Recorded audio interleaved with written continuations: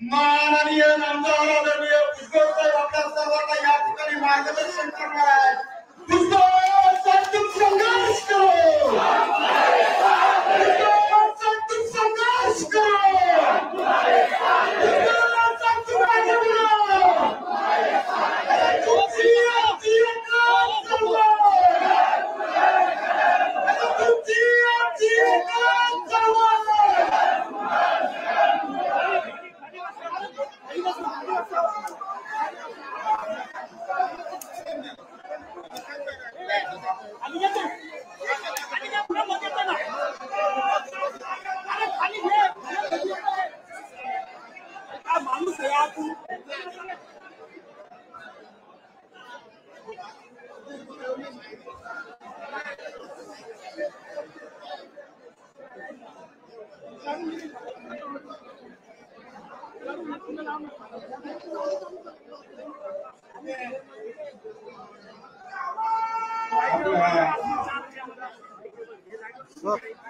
सगळ्यांची ही जी दैवत त्यांना मी प्रणाम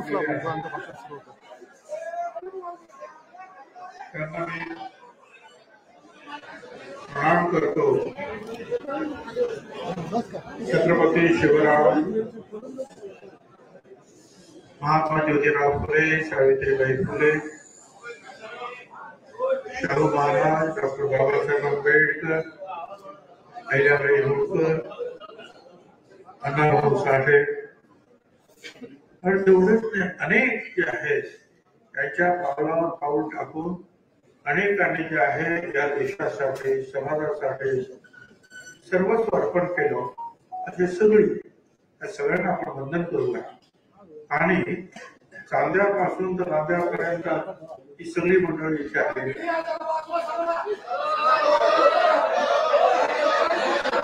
मला सांगतो, तुम्ही कॅमेरा सेट करा आणि खाली बसवा. सेट करा, मला सांगा म्हणजे जरा सेट करा.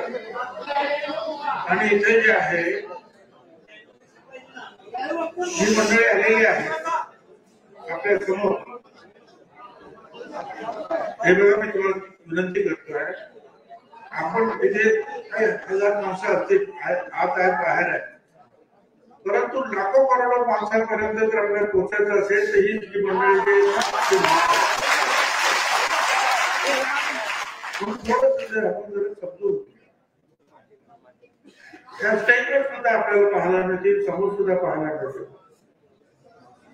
ज्याच्यामध्ये सर्व समाजाची, सर्व धर्माची माणसं आहेत, वेगवेगळ्या पक्षात काम करणारे लोक आहेत, वेगवेगळ्या संघटनांमध्ये काम करणारे लोक, आणि एवढीच कशाचा भाग नाही. माझ्या समोर बसलेले जे आहे, निदान आमचे तुमचे सगळेच 65 लोक असे आहेत, भगिनी आणि माता आणि बंधू, की ज्यांना बोलायचं होतं, तर काय करू, त्याच्यासाठी 2 दिवसाचं आपल्याला शिबिर घ्यावं लागतं. परंतु मी आपल्या सगळ्यांना आभार यासाठी मानतो की अतिशय कमी वेळेमध्ये आपण या सर्व घटकांचे सगळे लोक आलेले आहेत. म्हणजे आमच्या माजी आमदारांपासून तर सगळे आलेले आहेत. पांडुरंगराव अभंग जे आहेत आमचे माजी आमदार, आणि अनेक जे आहेत मागे आणि पुढे असलेले, ते भविष्यातील आमचे आमदार.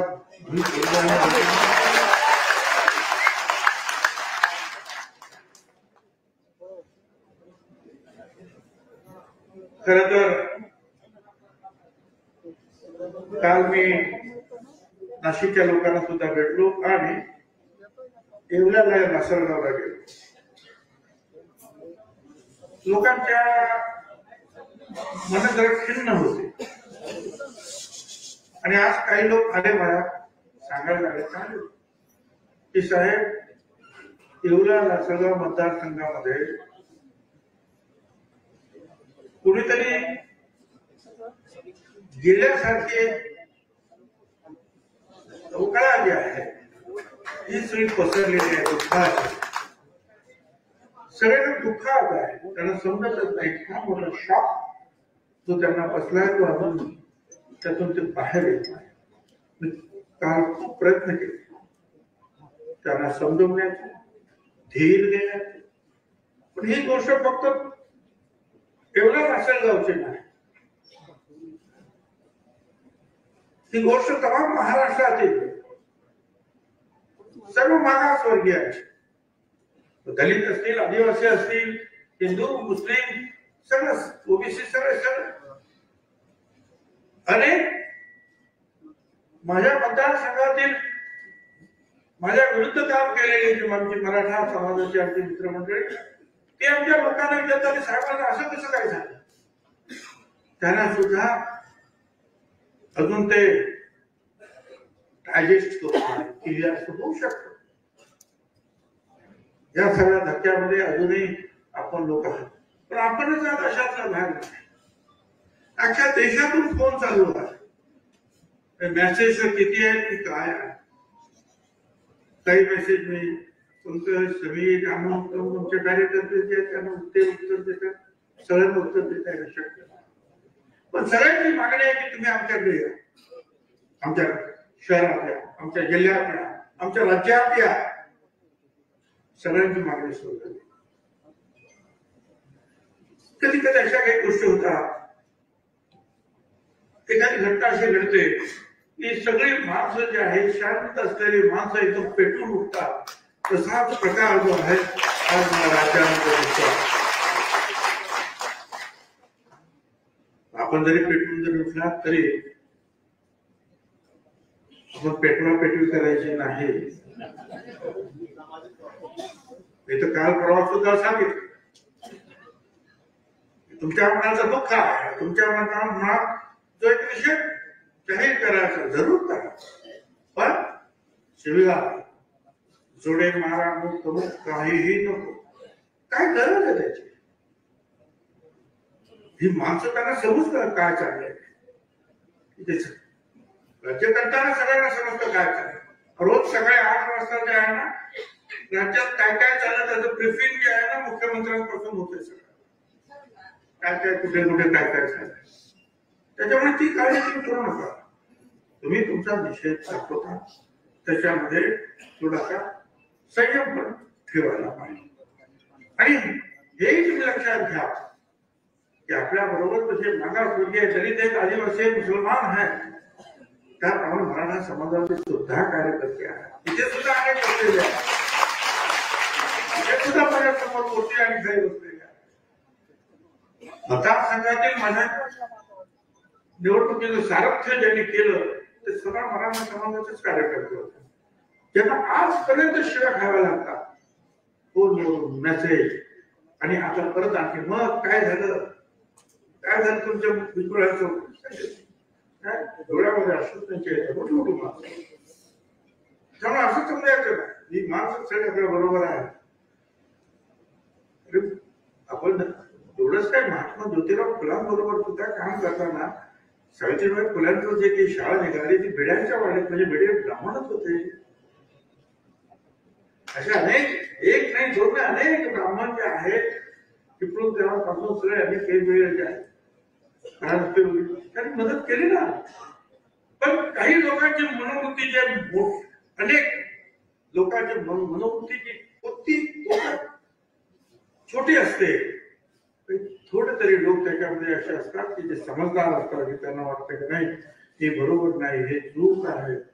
महिलांच्या शिक्षणाला, मुलींच्या शाळेला विरोध करणारे हे तुमच्या आमच्यातले सुद्धा लोक होते आणि कट्टर ते बाकीचे आपण जे म्हणतो ते सुद्धा होते. पण सपोर्ट करणारे वेळे सुद्धा मुस्लिम धर्माचे जे आमची प्रतिमानी शेख सुद्धा होते आणि त्याचबरोबर जे आहे आपल्याला जागा देणारे जे आहेत ब्राह्मण समाजाचे लोक सुद्धा होते. त्यामुळे सगळेच आपले दुश्मन आहेत नाही. आपले दुश्मन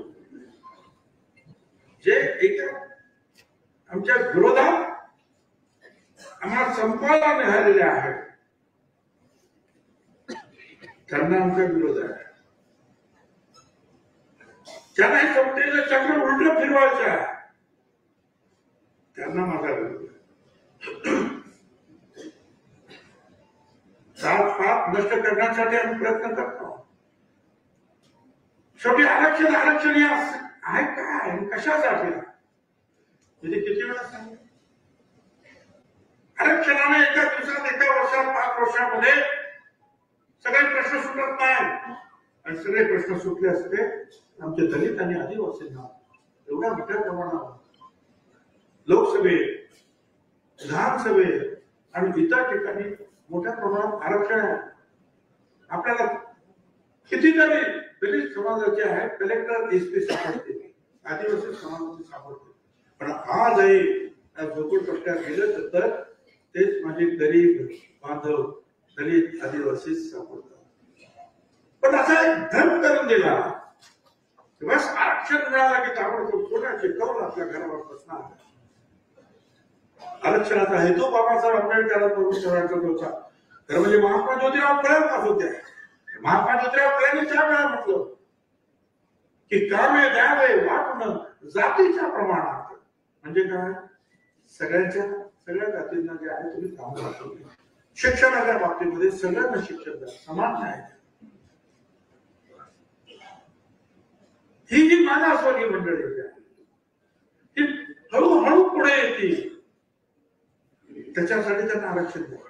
त्यातल्या काही लोक जे आहेत मोठ्या हुद्द्यावर जातील, आणखी त्यांच्या बरोबर इतर लोक जातील.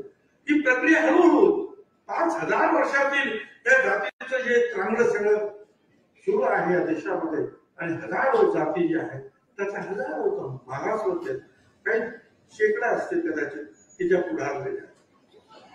पण हे जर बदलायचं असेल चित्र तर त्याला वेळ तर लागेल, आणि म्हणून हे आरक्षण. पण मराठा समाजाला आपण कधी विरोध केला? आतापर्यंत 3 वेळा मराठा समाजाला वेगळं आरक्षण द्या म्हणून कायद्याचा मुद्दा विधानसभेत आला, मंत्रिमंडळात आला, छगन भुजबळ पहिला हात वरती करा, त्यांना वेगळं आरक्षण द्या.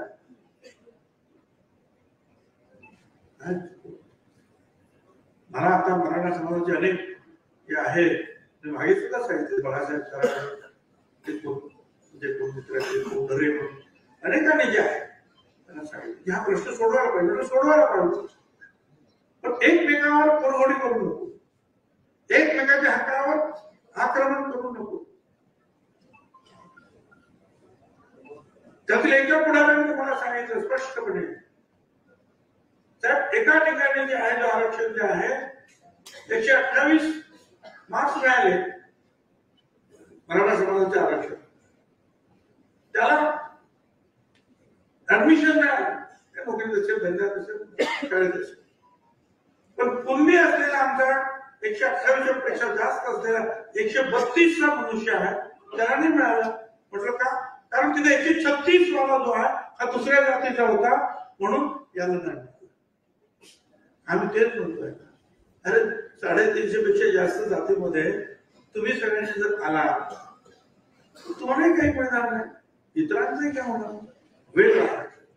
आणि त्यातून त्यांना मग करण्यात त्यांचं म्हणणं होतं की जो EWS म्हणजे इकॉनॉमिकल विगर सेक्शन साठी 10% जे मोदी साहेबांनी दिलं ते जे आहे त्याच्यामध्ये मागच्या वेळेला जाहीर झालं 10% फक्त एकटा मराठा समाज 8.5% होता. एकटा मराठा समाज 8.5%. आणि तुम्हाला मी हेही सांगतो जे मराठा समाजाचे 58 मोर्चे झाले शांततेनं, त्याच वेळेला गुजरातमध्ये पाटीदार, वरती गेल्यानंतर राजस्थान तिकडे गुजर जाट सगळे जे कापूर ते सगळे जी आंदोलन होती की 10% आरक्षण दिल्यानंतर संपली, कारण त्याच्यामध्ये तो मंडळी जाऊन बसली. त्याचप्रमाणे मराठा समाजाच्या मंडळी सुद्धा यात जाऊन बसली. पण आता काय झालं?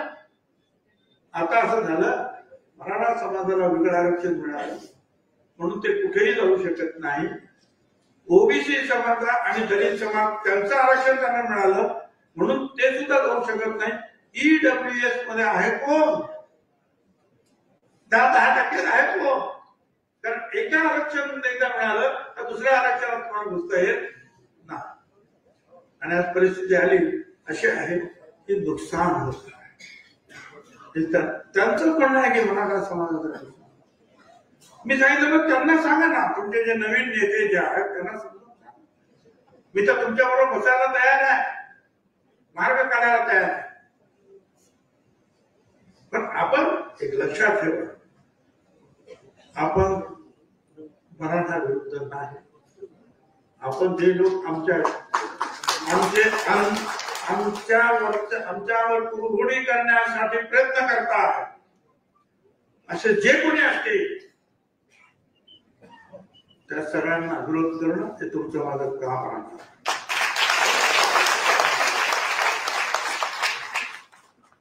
त्यांना ठणकावून सांगावं लागेल, पुन्हा एकदा बीड होता कामा नये. आमदारांची घरं जाळा, हॉटेल जाळा, शिक्षण संस्था जाळा, म्हणजे पाप होता कामा नये, सहन करता कामा. आणि त्यावेळेस ते झालं. आणि मी ते सगळं वर्तमानपत्र आणि त्याच्यावर पाहिलं टीव्हीवर आणि धावत गेलो आणि उभा नाही. लोक एवढे घाबरलेले, भेदरलेले. लोक काय घाबरलेले? नेते सुद्धा घाबरले.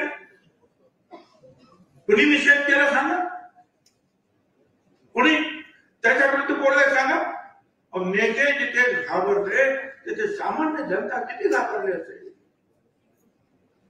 त्या सामान्य जनतेला तुम्ही सगळ्यांनी, आपण सगळ्यांनी जे लाखोचे जे मेळावे झाले त्यातून एक आधार निर्माण झाला, एक शक्ती निर्माण झाली की नाही आम्ही सगळे एक आहोत आणि एक जर असलो तर आम्ही सेफ पडणार. हम एक है, सेफ है.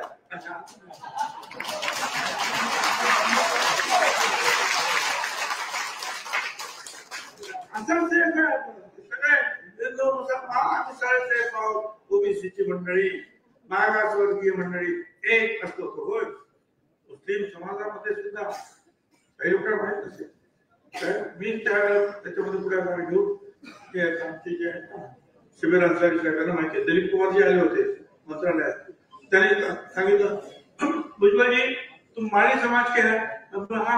तो तुमको आरक्षण है? हा. तो मैं बागवान हूँ, मतलब माली हूँ, तो मेरे को क्यों नहीं है? बराबर है, तुम माली है तो तुमको मिलता, तो मैं भगवान. बराबर. त्यांना सत्कार केला. म्हणजे कासार तिथे बनियार हे असे जे कुरेशी आहेत तिथे खाटिक आहे. आणि त्याच्या काही लोकांना मग त्यावेळेला पवारसाहेब मराठे होते. विलासराव होते. काय म्हटलं, ठीक आहे, ते पण गरीब आहेत, त्यांना आम्ही कुणाला विरोध केला ना. ज्या वेळेला आरक्षण सुरू झालं तेव्हा फक्त 250 जाते होते, आता 450 जाते. पण हे आम्ही लढलो.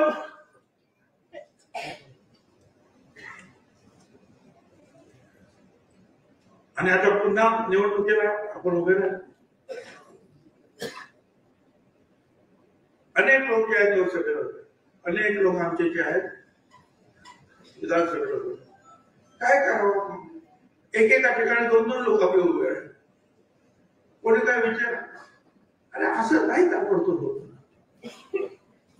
ताबडतोब जे आहे ही सगळी मंडळी जी आहेत, तुम्हाला जर निवडून यायचं असेल तर त्या मतदारसंघामध्ये तुमचं मजबूत काम पाहिजे आणि त्याबरोबर सर्व समाजाचा सपोर्ट पाहिजे. आणि त्याचबरोबर जर एखाद्या मोठ्या पक्षाचा सपोर्ट असेल तर ते अधिक चांगलं असतं. तर ही माणसं जे मग निवडून येतात.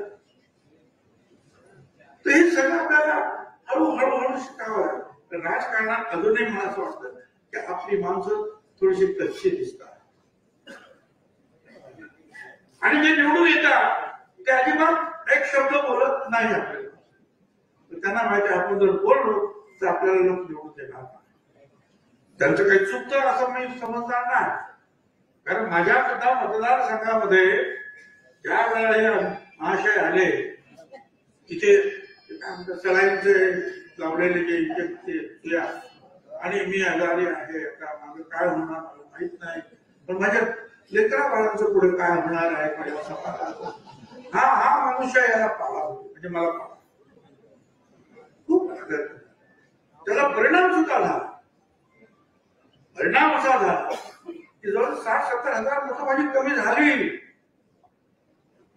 पण तिथल्या सगळ्या लोकांनी, हिंदू मुसलमान, मराठा समाजाचे सुद्धा आमचे लढवई 5% का 10% काय असतील मत ते आम्हाला पडलेच, परंतु संपूर्ण आदिवासी समाज, संपूर्ण दलित समाज, संपूर्ण मुसलमान समाज, संपूर्ण गुजराती मारवाडी समाज, संपूर्ण ओबीसी समाज एकजुटीने उभा राहिला आणि सगळं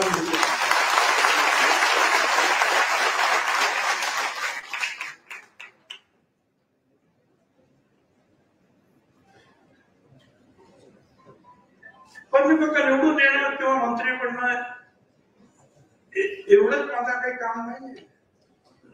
मला मंत्रिपदाची एवढी हाव असते तर मी मंत्री 16 नोव्हेंबरला मंत्रिपदाचा राजीनामा देऊन मग 17 नोव्हेंबरला जालन्यातील अंबडला आपल्या जाहीर सभेसाठी आलो नसतो. मागच्या गाडीमध्ये म्हणजे माझ्याबरोबर बसले समीर भोगताना सारखे फोन साहेबांना सांगा राजीनाम्याचा तुम्ही उल्लेख करू नका. मी नाही केलं उल्लेख, पण जे इंडिकेशन द्यायचं दिलं मी लढणार. 2.5 महिन्यानंतर ज्या वेळेला एक सदग्रस्त माझ्या विरुद्ध काहीतरी अर्वाच्य बोलले त्यावेळेला मी सांगितलं मी राजीनामा देतो. नगरच्या मीटिंग मध्ये मी सांगितलं. प्रश्न जो आहे तो हा नुसता मंत्रिपदाचा आहे, प्रश्न तुमच्या अस्मितेचा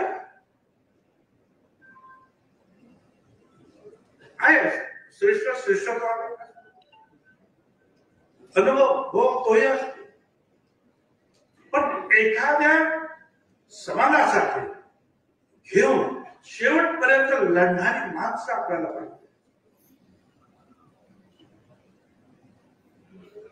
आणि ज्या वेळेला असं कळल्यानंतर जे आहे आश्चर्याचा धक्का सगळ्यांना बसला. तर तुम्ही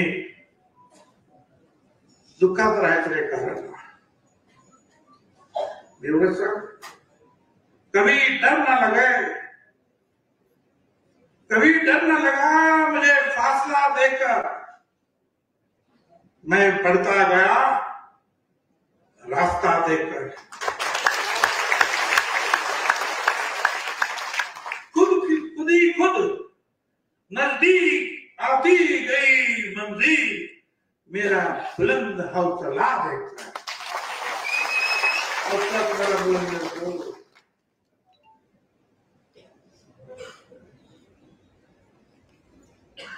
अनेक गोष्टी आहेत ना. निवडणुका संपल्यात का? आणि निवडणूक आहेत ना आता पुढं. महानगरपालिका, नगरपालिका, जिल्हा परिषद आहे, पंचायत समिती आहे. याच लाडक्या बहिणीच्या बरोबरीनं या ओबीसी समाजाला जे आहे ते प्रचंड बहुमत आहे महायुतीला निवडून दिलेला. दहा विचारा तिकडे आमदारांना. काही लोकांना भ्रम आहे की आमच्या फक्त लाडक्या बहिणी, लाडक्या बहिणी फक्त लाडक्या बहिणी नाही ना, याही गोष्टी आहेत ना तिथे. महत्वाचं हे आहे. काही लोकांचं म्हणणं की हे एक नंबरला आहे आणि मग लाडक्या बहिणीची शक्ती आहे. पण ज्या शक्ती आता मी माझ्या इतर जे आहेत आमचे ओबीसी आमदार आहेत ते मंत्री झाले, त्यांच्याबद्दल मी स्वतः काही कॉमेंट करणार ना. इतरांनी ती कॉमेंट केलेली आहे. परंतु होकल मनुष्य पाहिजे आम्हाला, होकल लीडर्स पाहिजे, होकल मंत्री पाहिजे जे आमच्या साठी लढतील, आमच्यासाठी बोलतील. आणि एक लक्षात येईल ही लढाई जी आहे आता परत आवाज यायला सुरुवात झालेली आहे. पण ही लढाई आमदार म्हणून जसं हाऊस मध्ये मी लढणार त्याचप्रमाणे तिथे कितीही बंधन असले तरी रास्ता तो मेरा है.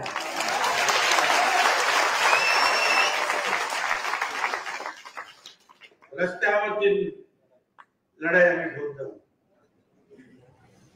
गावागावातून कोण येतातच आहे, जिल्ह्यातून कोण येत आहे, राज्यातून कोण येत आहे. भुजबल साहब आप हम आपके साथ हैं, ताकत बढ़ा. साहब आप संघर्ष करो. आणि होय खरा मी संपूर्ण राज्यात जाणार आहे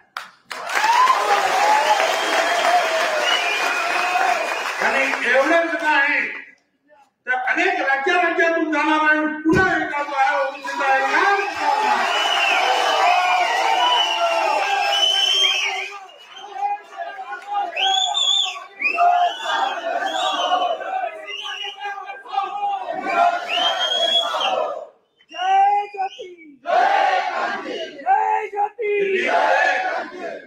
दिल्लीमध्ये रामलीला मैदान भरवलेलं सगळ्यांनी पाहिलं. अधिवेशन सुरू सगळ्या राजस्थान पासून बिहार अख्खं मैदान पाऊस पडला तर पटना बिहार 7 लाख लोकांचं मैदान आहे गांधी मैदान. फक्त जयप्रकाश नारायण साहेबांची सभातून इंदिराजीची बांगलादेश आणि पाकिस्तान तुटल्यानंतर ती सभा आणि आपल्या महात्मा फुले समता परिषदेची सभा आपण पूर्ण मैदान भरलं. लालूजी आणि इतर नेते जे आहेत बघत होते काय झाले. राजस्थानात सभा झाल्या, गुजरात मध्ये झाल्या, युपी मध्ये झाल्या, आंध्रमध्ये झाल्या, अनेक ठिकाणी झाल्या, अनेक ठिकाणी. आणि पुढे जाणार शांत जावं लागेल, ताकद एकत्र करावं लागेल. जोपर्यंत आपण एकत्रित उभे राहणार नाही, ताकद दाखवणार नाही, तोपर्यंत आपलं जे काही लोकांच्या आपल्याबद्दल काही वेगळंच मत झालेलं आहे असं वाटायला लागलं.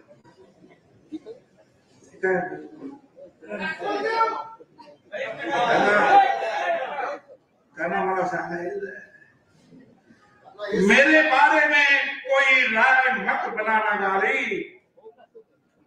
मेरे बारे में कोई राय मत बनाना गाली. एक ऐसा दौर आएगा मेरा वक्त भी बदलेगा और तेरी राय भी बदलेगा.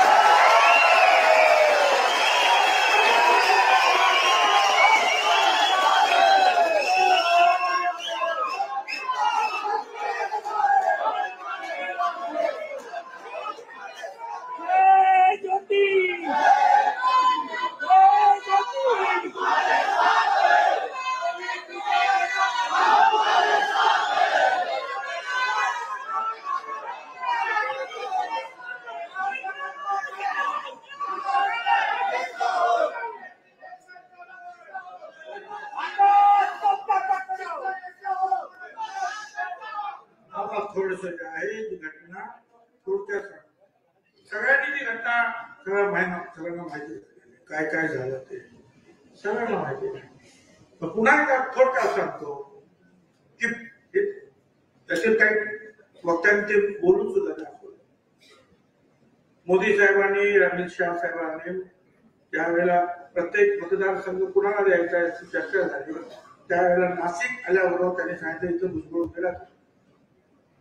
शिंदे साहेबांनी सांगितलं, शिंदे होते तिथे, फडणवीस होते, अजित पवार वगैरे सगळे होते.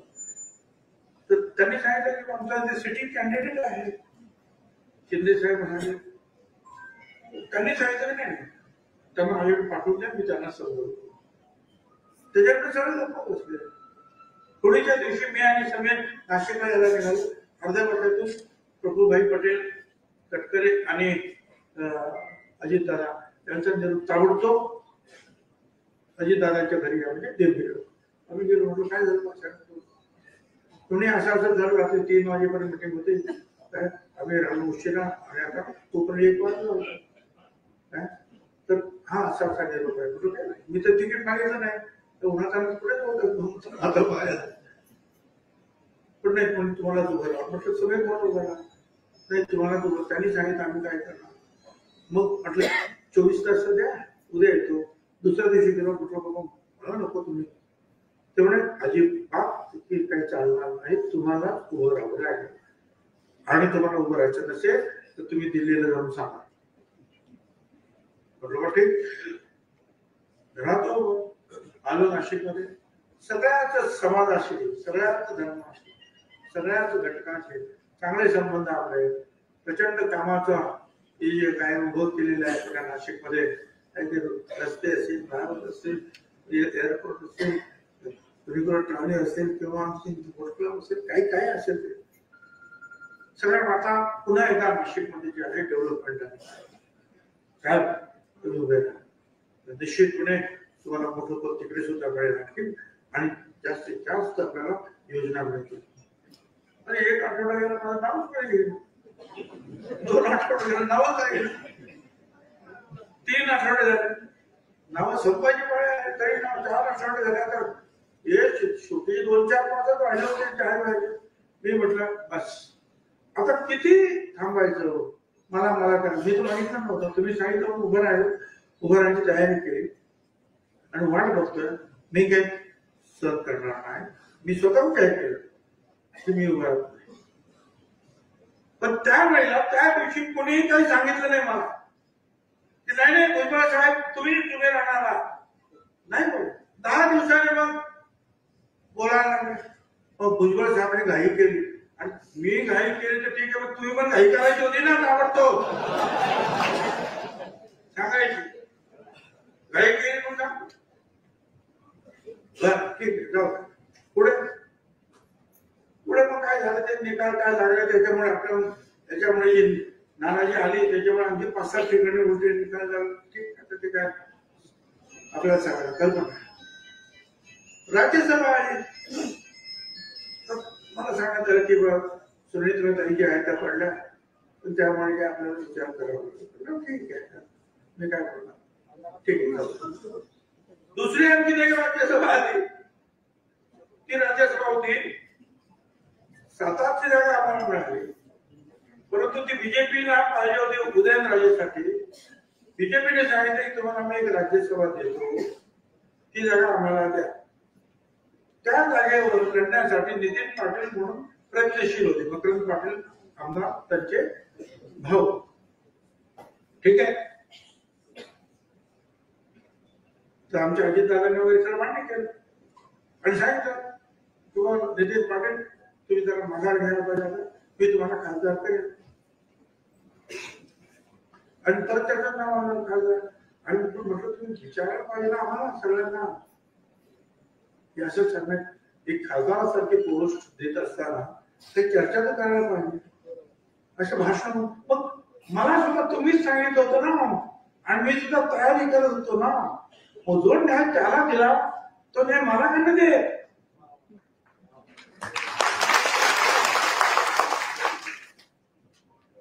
काय लडकी मुलगी दाल बराबर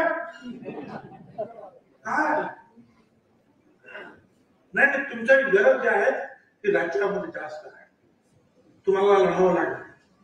कारण अडचणीत आलं त्या दिवशी त्यावेळेला लोकसभेचे निकाल जरा उलटे सुलटे झाले. आपल्या पक्षाला पुढे न्यायचं असेल तर तुमचा चेहरा पाहिजे आम्हाला निवडणुकीमध्ये. ठीक आहे, राहिलो काय झालं तर तुम्हाला माहिती सांगेल. सगळ्यांच्या मिटिंग माझ्या विरोधात तिथे झाल्या. रात्र 10 वाजता दारावर जाण्यासाठी कोणी ते पुढारी आले, आंतरवेळी सराटीचे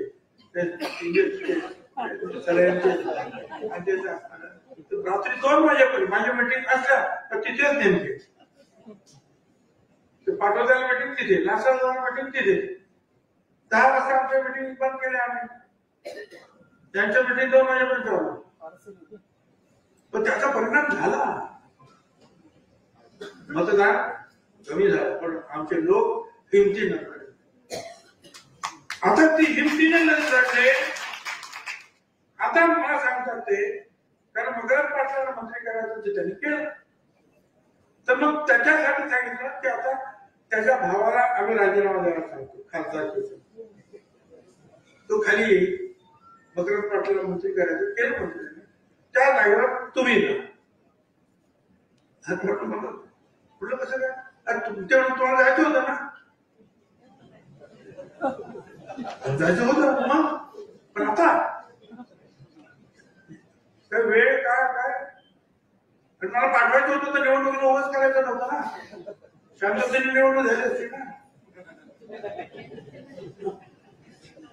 मला तुम्ही निवडणुकीला उभं केलं आणि त्या लोकांनी जेव्हा जर राम करून माझ्यासाठी जे लोक लढले तर डोकी फोडून घेतील ना. काय सांगू मी त्यांना, अरे राज्यसभेवरती मला पाठवणार इथे मला ताबडतोब राजीनामा द्यावा लागेल, तोरी ठिकाणी राहता येत नाही. पण तुम्ही राजीनामा तिथं द्यायचा, राज्यसभेवर जायचं, त्या लोकांनी माझ्या काय म्हणायचं, नाही म्हटलं तरी काहीतरी 1.5 लाख पडलेली असेल ना. मला काय करायचं त्यांनी, कोणाला बघायचं, कपाळ आपटून घेतील विचार. मी म्हटलं हे काय, मी माझ्या लोकांना आज सोडू शकत नाही.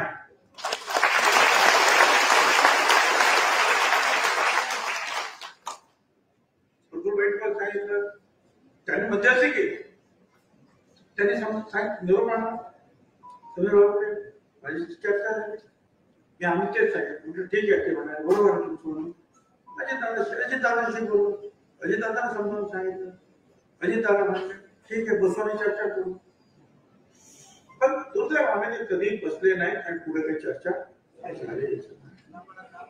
एकनाथ काढलं होते 8 वर्ष मुकुल पटेल यांनी सुद्धा प्रयत्नाची पराकाष्ठा केली. तुम्ही असं करू नका, तस्करीने पण केलं, तुम्ही असं करू नका, भुजबळ साहेबांना घ्या. आणि एवढंच नाही तर राज्याचे मुख्यमंत्री देवेंद्र फडणवीस यांनी शेवटच्या क्षणापर्यंत आग्रह धरला की भुजबळ साहेबांना सतत 4 दिवसाच्या मागे होते, शेवटच्या क्षणापर्यंत असं करू नका, हे चुकीचं होतं.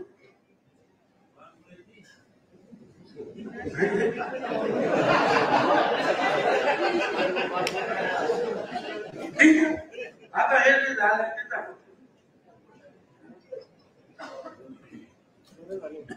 कोणी केलं, काय केलं, उलटे सुलटे प्रश्न विचारणं काय अर्थ नाही. पण यांनी केलं का, त्याने कोणीही नाही, कोणी बाहेरच्या नेत्याला दोष देण्यात अर्थ नाही. कारण प्रत्येक पक्षाचा जो नेता असतो आणि विधानसभेतील नेता असतो तो त्या विधानसभेतील प्रश्नांची जे काय असेल ते निर्णय तो घेत असतो. कोण म्हणतो त्या पक्षातील तर कोणी सांगितलं का, या पक्षातील कोणी सांगितलं, कोणी सांगितलं नाही. उलट सगळ्यांनी मला फोन आले, असं कसं काय झालं, त्या दुसऱ्या पक्षाचे सगळे जे आहे त्यांच्या कमेंट करा की हे काय असं कसं काय होऊ शकतं.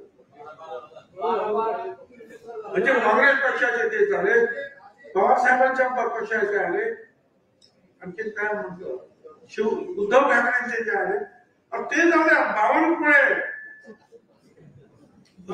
आमचा बीजेपीचा अध्यक्ष तो सुद्धा ओपनली जे आहे, उलटपणे जे आहे सांगतो. आता काय करतो, मला एवढं सांगायचं ठीक आहे. प्रश्न माझ्या आमदार मंत्रिपदाचा नाही, प्रश्न जो आहे हे जे सगळे प्रश्न जे आहेत समाजाचे जे उभे राहतील त्यावेळेला संरक्षणाची ढाल कोण उभी करणार आहे, कोण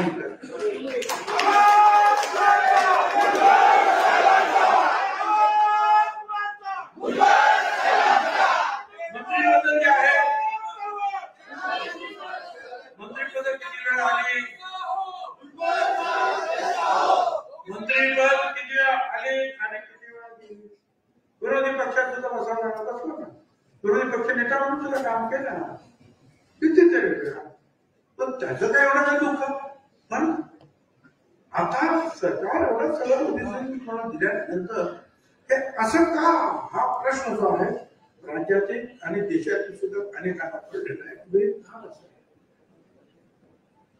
हा प्रश्न एका कशासाठी, याच्या पाठीमागे हेतू काय तुमचा,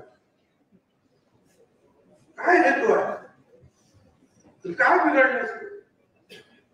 ठीक आहे, मंत्रिपद नसेल तर रस्त्यावर मी आहे ना, लढणार आणि बोलू, तो मुद्दा नाही. सभागृहात सुद्धा मी आहे, लढणार. परंतु एक जे आहे अवहेलना करण्याचं शल्य जे आहे ते मनामध्ये जास्त आहे. असं का मला एवढं सांगा, अनेकांनी जे आहेत काही सूचना सुद्धा केल्या, असं करा तसं करा, घेऊ करा घेऊ करा, सगळ्यांची चर्चा करायला. मी आता परत उद्या परवा मुंबईला जाणार.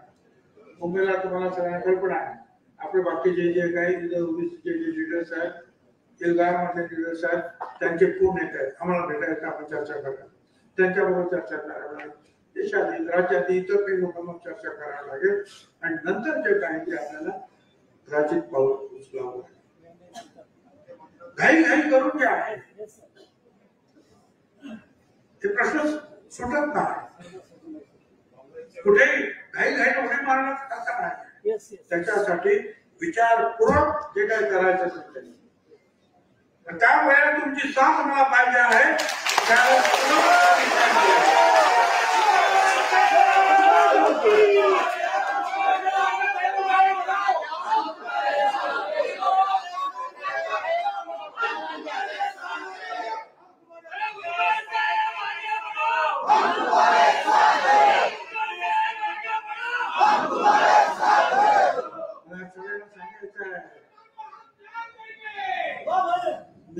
सगळ्यांना सांगू इच्छितो, मैं मौसम नहीं हूं जो पल में बदल जाऊं, मैं मौसम नहीं हूं जो पल में बदल जाऊं, मैं इस जमीन से दूर कहीं और ही निकल जाऊं, मैं मौसम नहीं हूं मैं बदल जाऊं, मैं उस पुराने जमाने का सिक्का हूं, मुझे फेंक न देना,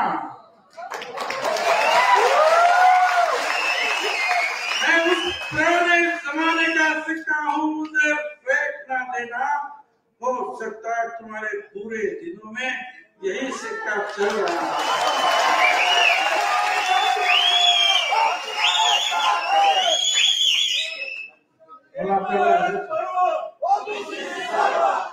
आपलं जे काय आहे निदर्शन सुरू आहे. निदर्शन कशासाठी करायचे? लोकांमध्ये जागृती निर्माण करण्यासाठी, मुख्यतः शक्ती एक वाटण्यासाठी.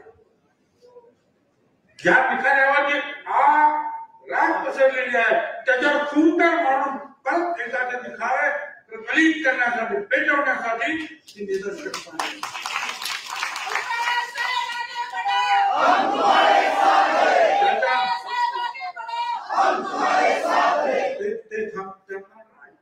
त्याबरोबर संयमाने चाललेलं अपमान करायचा, आपलं आपलं दुःख आपलं आपलं व्यक्त करायचं. माझी सांगितलं तुम्हाला जिथे जिथे मला आमंत्रण त्या त्या ठिकाणी मी जाणार.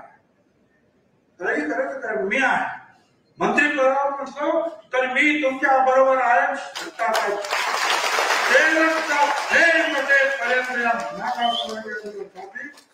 लढता लढता जो आहे शेवटचा श्वास घेणारा हा सगळ्यात